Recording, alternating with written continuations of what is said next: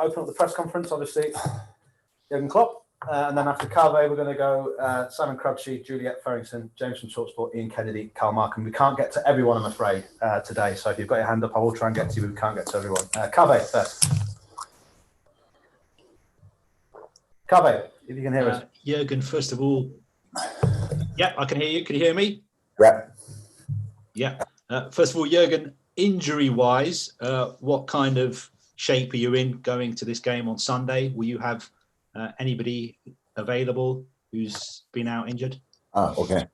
I thought if you have anybody available, yes, we have anybody available or somebody. I don't know yet. We will see. So Trent and Naby will do the first steps in team training today. Whatever we can do with that depends to how it looks and stuff like this. We had some niggles and after the game against Ajax. Obviously, we have to see how they respond. So far, they didn't do a lot apart from treatment and stuff like this. So we have to see how that develops. So I don't know in a moment. Apart from Naby and Trent, nobody is coming back now. Ox looks really promising, but that's obviously he's doing a lot of stuff. He's doing the warming up with the team now, some ball work, a lot of stuff. But we will develop that now over the next few days and weeks, days, and I will see from which moment on it makes sense to throw him in. But yeah, he's not too far away. So you think there's a chance that Naby and Trent could play?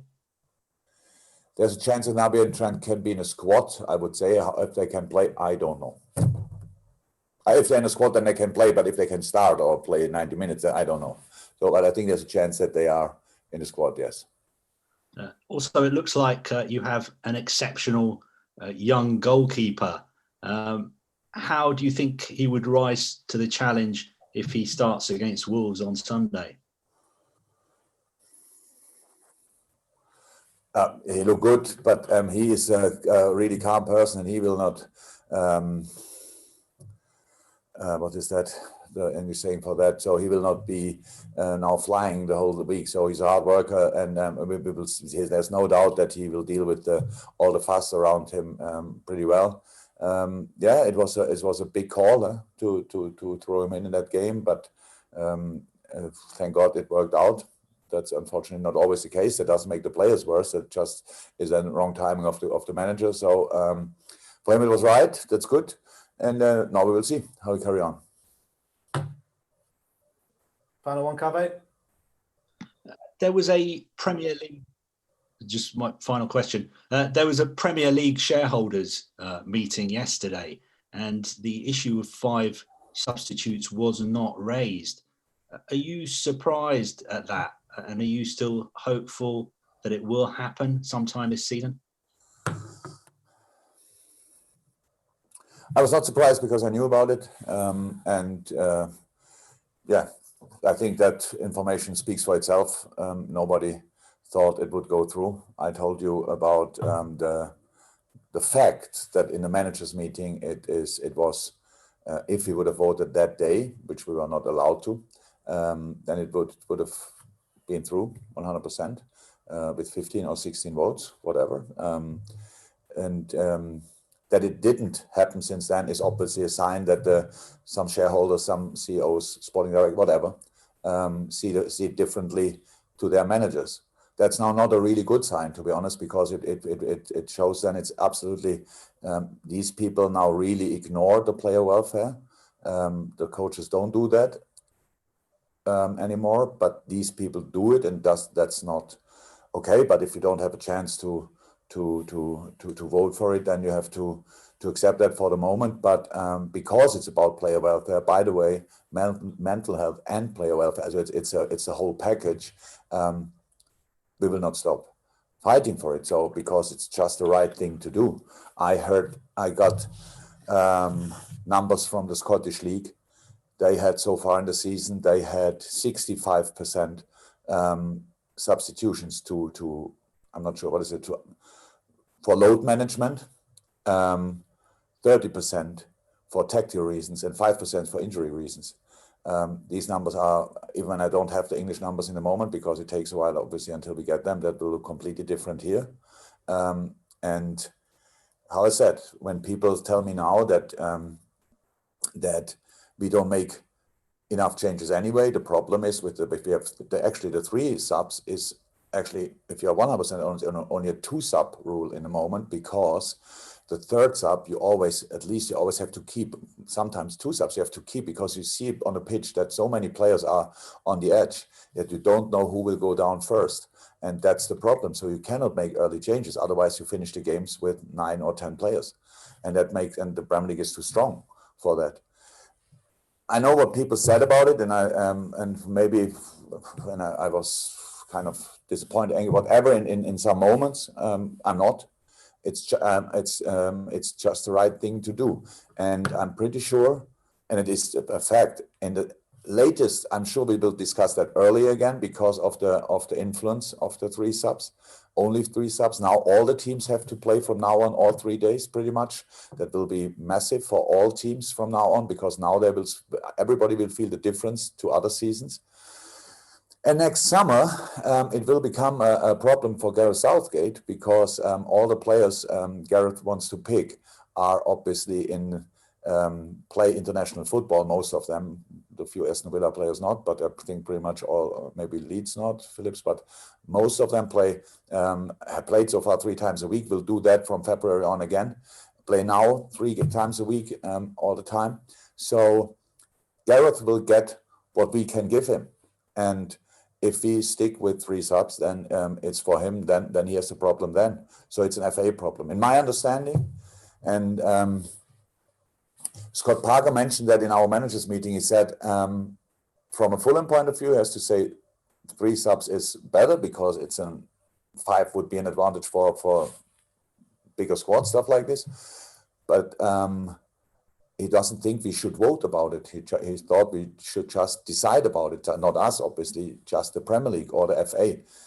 And so only because we didn't vote yet, or nobody voted yesterday, that doesn't make the problem smaller. The problem stays, and it's not about Liverpool. I don't have in a moment really 5 players to change, so I can bring kids and stuff like this. That's all okay, and it's our problem. Nothing to do with the general problem, but it's about all the players, and it's about load management and nothing else. And load management not for getting an advantage, load management for dealing with the problem, what this COVID situation obviously is for football as well, dealing with the situation in the best possible way. And we cannot just ignore it because some people say that it would be an advantage for others, because it's not about an advantage. I cannot say it often enough. I heard now that Gary Neville said that I didn't understood it, but can't remember what he exactly said. But it's not about Liverpool. Whatever he thinks, then it's maybe an evidence how he would deal with a situation like that. But he cannot think, or should not think, that I'm like him, because I'm not like him, and I speak about all the players and not only the Liverpool players. Okay, Simon Crabtree, the PRP. Hi, Jurgen. Hi. We're all making small steps forward as human beings at the moment, and this weekend, for the first ever time since Liverpool became Premier League champions, there will be 2,000 very lucky and I'm sure very excited supporters able to cheer you on at Anfield as well. So how good will that be for you, for the players, and just for Liverpool fans in general, and football fans in general? I hope it will be a great experience for all of us, to be honest. I don't know. How I said before, as a player, I played very often in front of 2,000 people. They were not always in the best mood, to be honest. So 2,000 people can create a bad mood. I remember that very well. So, but after that long break, I think our fans will be in the best possible shape. And what we always said, when you go to Anfield, it's not important how many you are. It's all about how big your influence will be. And I hope that 2,000 people can be really influential, to be honest, that they really help. They should, first and foremost, they have to enjoy the game. So I don't hope that if they see the first pass, which will not arrive from player A to player B, that they think, oh my God, again, stuff like this. They just should be happy that they are in the stadium again. I am very happy that we have them there. And yeah, let's make the best of it. I get the impression from the lucky people who I've managed to speak to or read about online that they are genuinely excited about it. And I saw that one of them said it felt like being at the first ever football match again, because it's felt like forever. So I'm going to pick your brains a little bit. Can you remember the first time that you ever went to a football match as a fan, and what it was like and how that made you feel? It was for I watched my local team as often as possible, but that was a non-league team. My first professional football match I watched was 100% at Stuttgart.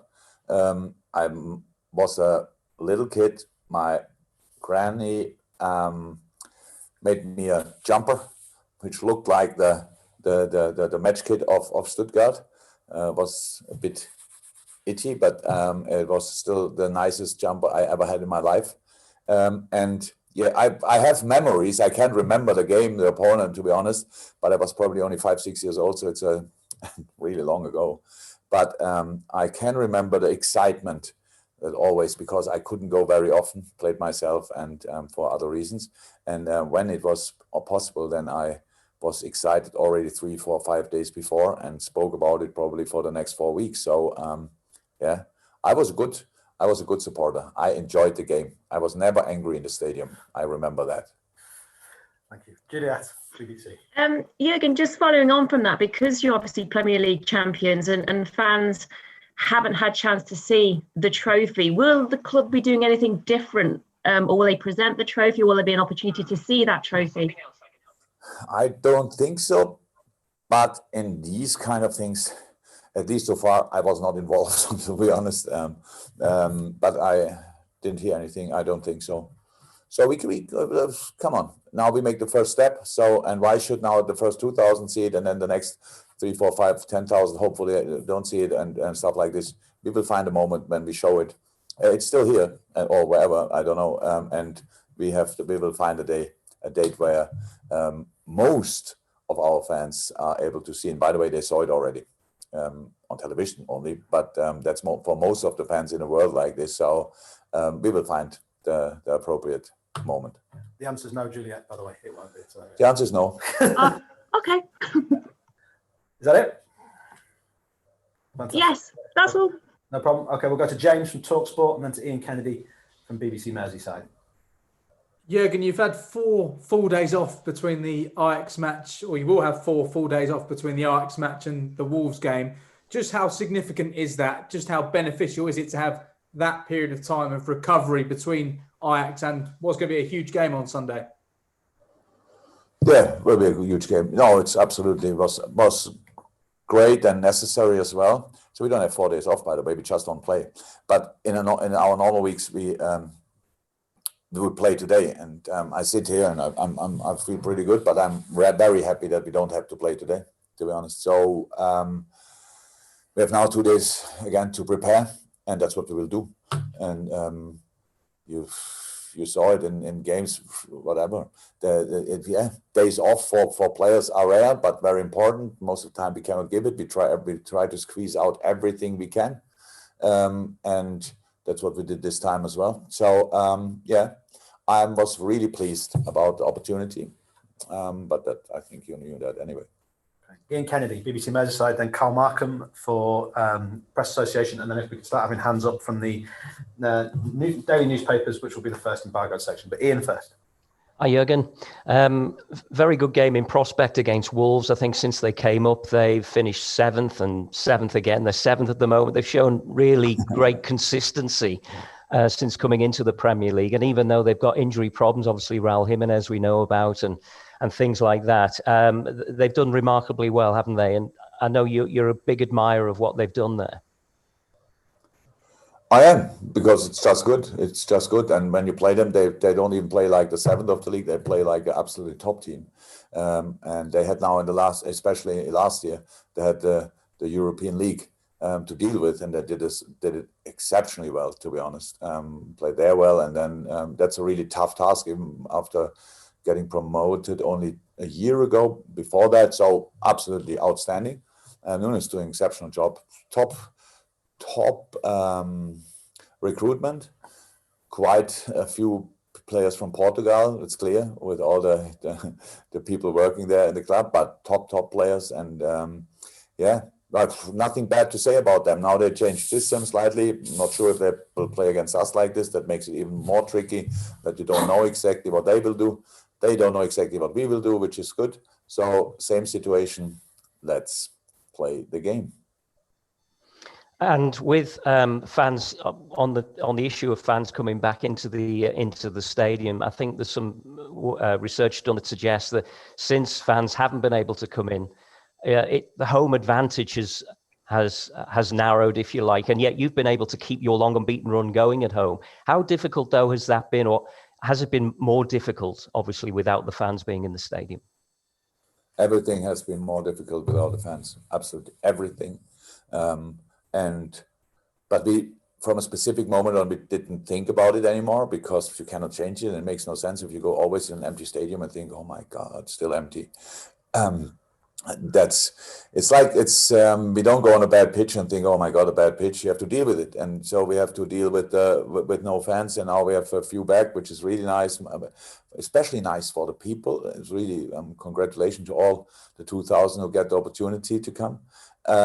And so it's very important for the clubs as well, because it gives us the chance to show that we can deal with it.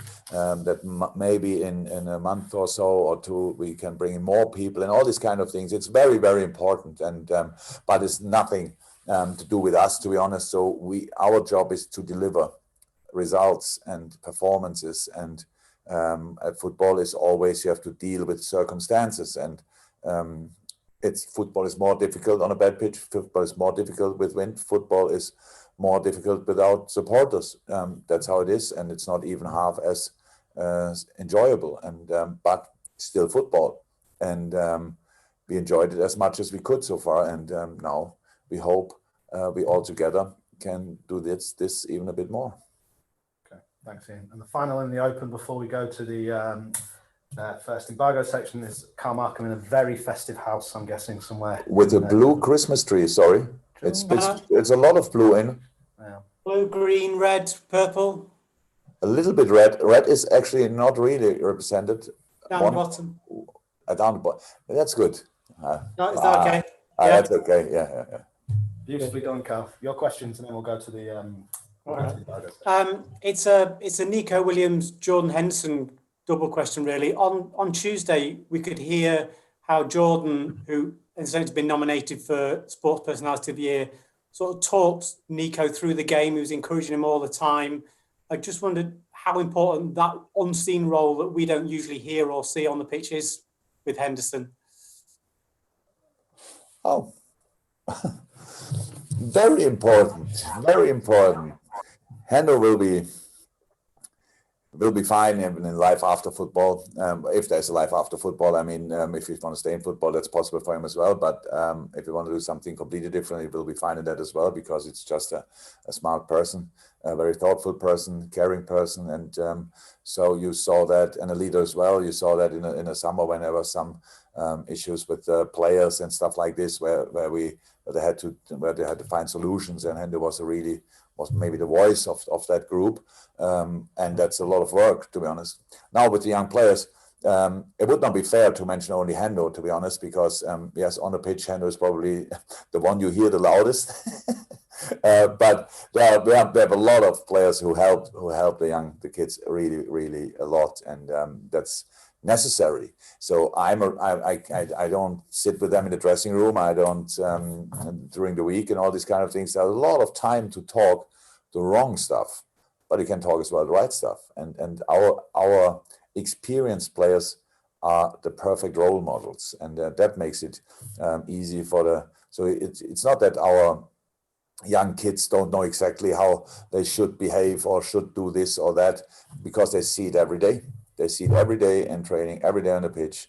These boys train like they had never trained before. It's the first session or whatever, and that's absolutely exceptional. Yeah, and that makes it all easier. And of course, it's for a young boy, it's important that you have this feedback on the pitch, because it calms you down in some situations and it pushes you in others.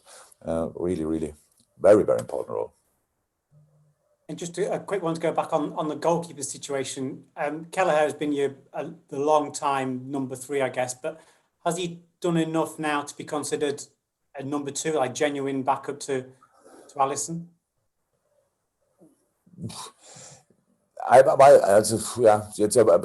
Yes, he has, but it's that in life we have to prove things. That's unfortunately like this. But Cruyff is a sensational, talented goalie. So, and for goalies it's really difficult. Goalies have to wait. They can be exceptional. Have to wait for their chance, because there's only one goalie on the pitch, and if this goalie plays for 10 years in a row, then it's pretty difficult. You can be still a wonderful goalie, nobody will see it. So now he got the chance, and I think he convinced everybody. He didn't have to convince us, obviously, that we thought it will be like this, but he convinced everybody, and that's good.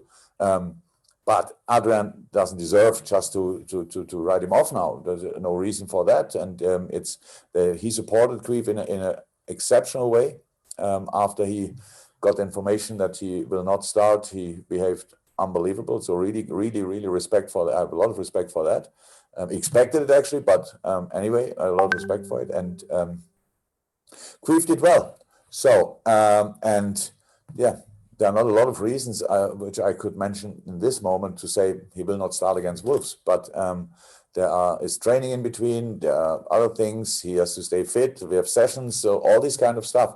So, but he has done enough to convince me, but he did that already, months and years ago. But sometimes you have to wait for the right moment, and we thought the right moment came on Tuesday.